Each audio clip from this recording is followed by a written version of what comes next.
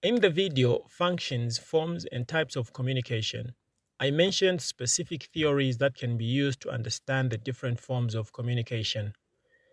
You can read those theories for your pleasure and knowledge's sake. For this first year course in communication skills, our focus will be a summary of the development and evolution of the general categories of linear models, interactive models, and transactional models of communication. We are going to define the term model and theory to distinguish the two. We are also going to explain the different communication models. A model is a graphic representation which is designed to explain how a variable works. It could be an object, a system, or even a concept. A theory is a structured set of ideas or principles developed to explain facts, events, or phenomena. Now imagine a football team in Kitwe. A theory is like the coach's philosophy, such as teams win when they control midfield possession. It explains why success happens. A model is the tactical diagram on the board, arrows showing how defenders, midfielders, and strikers should move.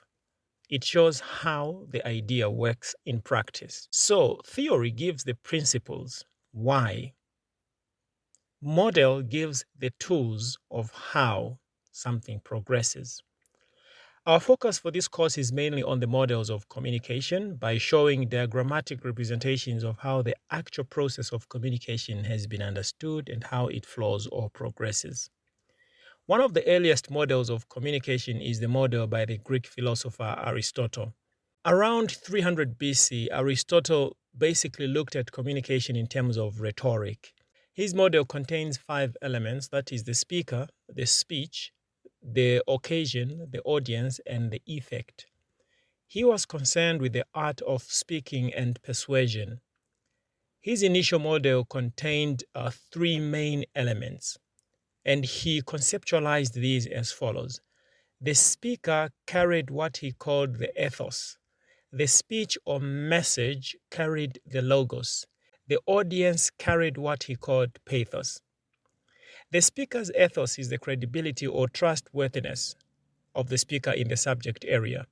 The logos is the reasoning behind or the reasoning in the message or the argument itself, while pathos is the emotional appeal that the speaker uses to connect with the audience or receiver.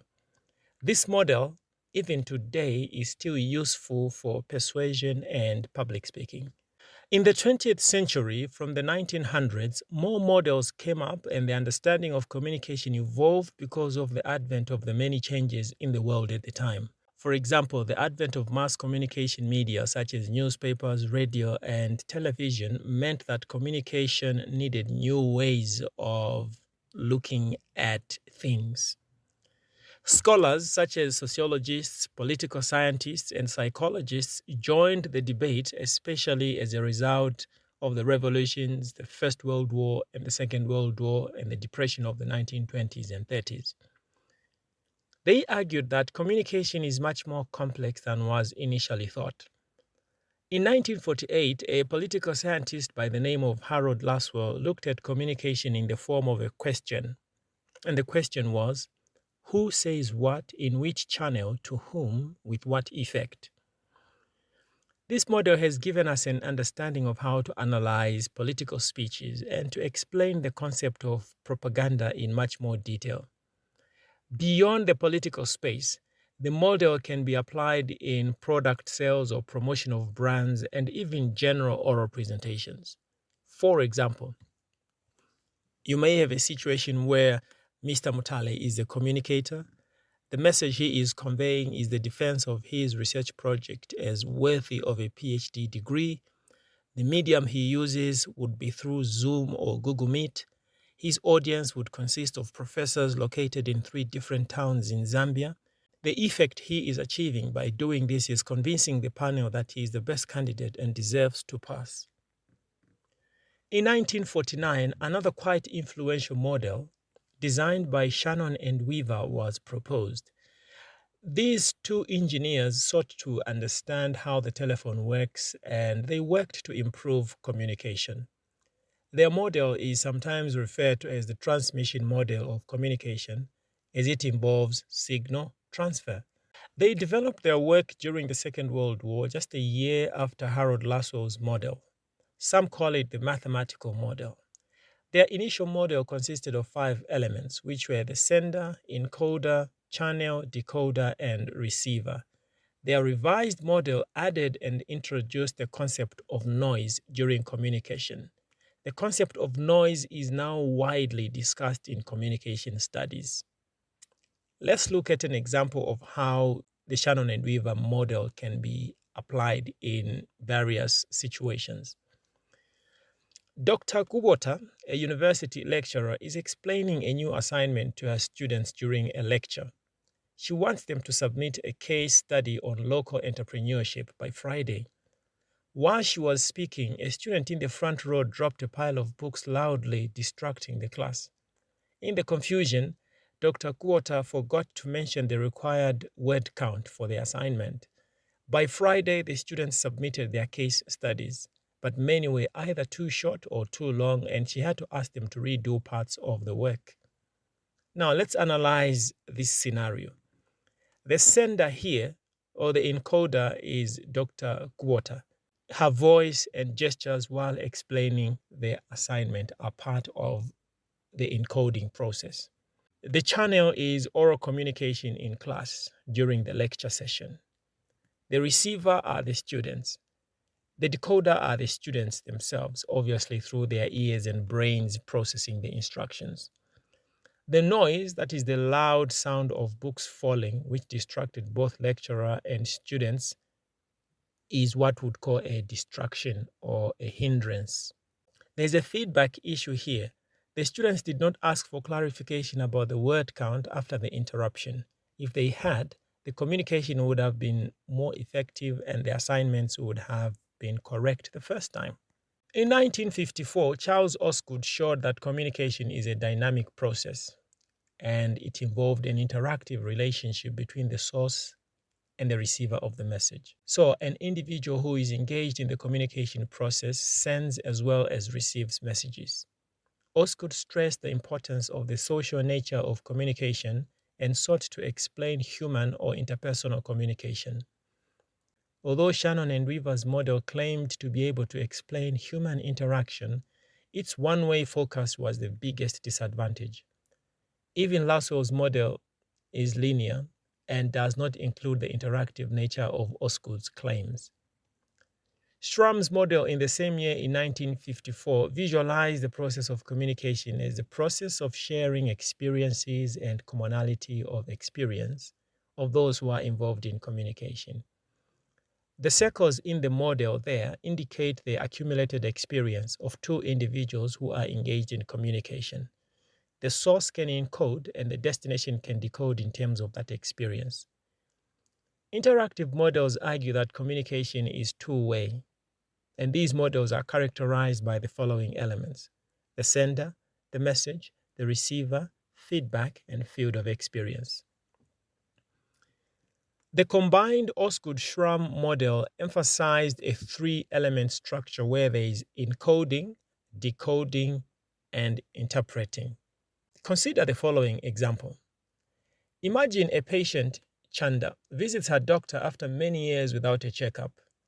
During the consultation, Chanda explains her current health habits, while the doctor shares updates on new medical guidelines and asks questions about her lifestyle. They go back and forth, clarifying details and interpreting each other's words in real time. Another interactive model is by Wesley and McLean's, which has 9 elements: the environment, the sensory experience, the source or the sender, the object of the orientation of the source, the receiver, the object of the orientation of the receiver, feedback, gatekeepers, and opinion leaders. Wesley and McLean's argue that communication starts with environmental factors and not necessarily the sender or the receiver. Here is an example of how they would apply their model. You are at home in Kitwe and suddenly you hear loud music and cheering outside. You look out and realize there's a local football match happening nearby with fans celebrating a goal This environmental stimulus nudges you to call your cousin, who is also a football fan, to share the excitement. You might even post about it on social media, telling others what's happening in your neighborhood. So this model's focus on the environment and not the sender is what sets it apart from most communication models, because it emphasizes that communication does not always start with the sender, but with the environment. Something happens around us, and that event makes us want to talk about it. Here's how these elements would unfold using an actual example. Number one, environment, the world around us where things happen. For example, a wedding party is happening in your neighborhood. Number two, sensory experience, what you see, hear, or feel from the environment. Example, you hear drums and singing from the wedding. Number three, source or sender, the person who decides to send a message. For example, you call your cousin to tell them about the wedding. Number four, object of orientation of the sender. These are the sender's beliefs, feelings, or experiences that shape the message. Example, you are excited because weddings are joyful, so you share the news. Number five, receiver, the person who gets the message. For example, your cousin who listens to your call. Number six, object of orientation of the receiver. The receiver's beliefs or feelings that affect how they understand the message. For example, your cousin feels happy too because they love weddings. Number seven, feedback. The receiver answers back and the sender changes or adds to the message. For example, there's a big wedding happening near my house. Your cousin, wow, who is getting married? It's our neighbor's daughter. The whole street is celebrating. Number eight, gatekeepers. People who control or edit messages before they reach others. For example, a radio announcer or influencer on Facebook may decide which wedding details to share on air. When you consider mass communication, which we discussed in an earlier video, there's a lot of gatekeeping in this form of communication because it is public and extremely well spread in terms of reception. Number nine, opinion leaders. Influential people who shape how messages are sent or understood. A good example to distinguish this from gatekeepers is a local chief or community leader who speaks at the wedding, and their words influence how people talk about the event. Let's transition and look at transactional models. Transactional models emphasize the idea that meaning is co-created. It is not just delivered. The transactional model of communication explains communication as a two-way continuous process where both people are simultaneously senders and receivers. It emphasizes that communication is dynamic, influenced by context, and shaped by feedback, nonverbal cues, and shared meaning. So the transactional model is a two-way process, unlike linear models, which are one-directional, or interactive models, which have a clear distinction between the sender, receiver, and feedback. The transactional model shows that communication happens at the same time. Both participants are sending and receiving messages continuously and simultaneously. So context matters in the transactional model because they argue that communication is shaped by social, cultural, relational, physical, and psychological contexts. They further argue that nonverbal cues such as tone of voice, facial expressions, and body language are part of a message that is being shared. They introduce the concept of shared meaning, where communication is not just exchanging information, but it helps people build relationships and create social realities. So the key tenets of the transactional models are that, number one, there is simultaneous exchange, there is feedback, which is constant, there is context, the communication is dynamic, and it is constructive. Here is a quick example. Imagine two students, Mary and John, working on a project together. Mary says, I think we should start with the introduction. John nods and replies, yes, that makes sense. At the same time, Mary notices John's smile and feels encouraged. So here both are sending and receiving messages at the same time, the words, the gestures, and emotions. Their communication is transactional because it is continuous, interactive, and shaped by context, which is working together on a project. So this proves that communication is a living and dynamic process and not necessarily mechanical. In summary, communication models can be categorized into 3 groups. You have linear models, such as Aristotle's model, Lasswell's model, Shannon and Weaver's model. You have interactive models, such as Osgood, Schramm, and Wesley and MacLean's models. You also have transactional models. Now, each one of these models has specific applications, as I have demonstrated in the presentation.